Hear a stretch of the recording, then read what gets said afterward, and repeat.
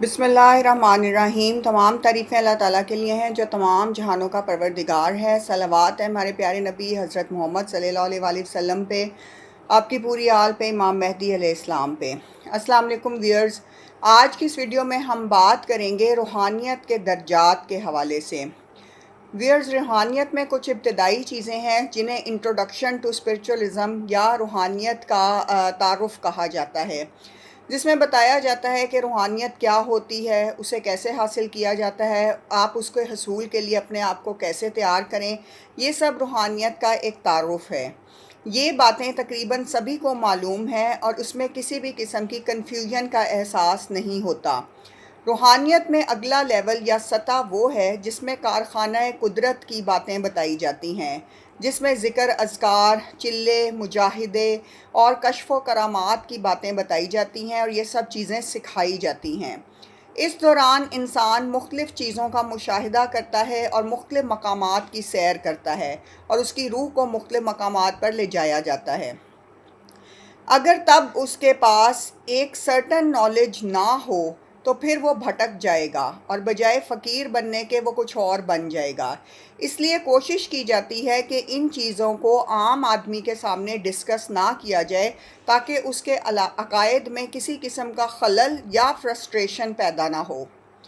रूहानियत में तीसरा लेवल जो होता है व्यूअर्स, वो एडवांस लेवल होता है, जिसमें कुछ बातें सिर्फ मुस्तनद औलिया कराम, अम्बिया कराम और इनके हवाले से बताई जाती हैं, आइमा कराम के हवाले से बताई जाती हैं, जिनका आपके मुर्शद को भी पता होता है कि ये उस मुकाम को आ चुके हैं जहां उसके कंधे पर मोहर लगाई जाती है और उसको बाकायदा वलीउल्लाह का दर्जा दे दिया जाता है।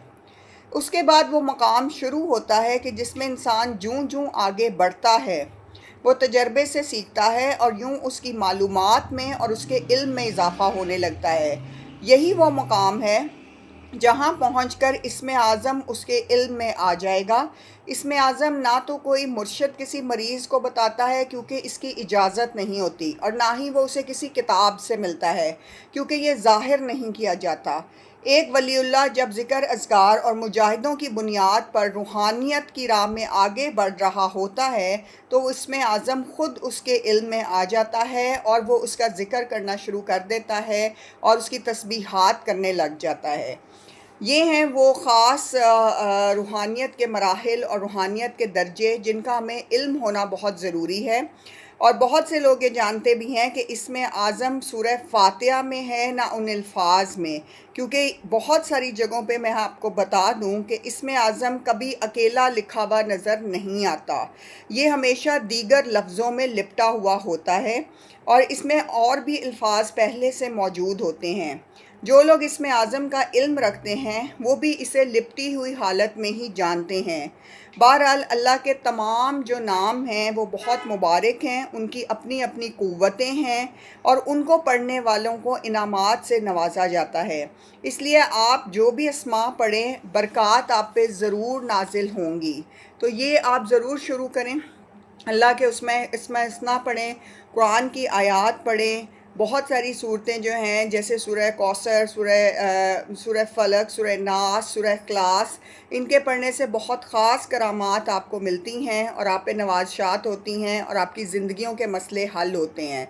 तो आप इस तरह से जितनी भी आयात पढ़ सकते हैं, आयतल कुर्सी पढ़ें तो जिनमें इसमें आज़म मौजूद होता है और उससे आपका जो है बहुत सारी बरकतें आपकी तरफ आती हैं और आपके घर से परेशानियां चली जाती हैं।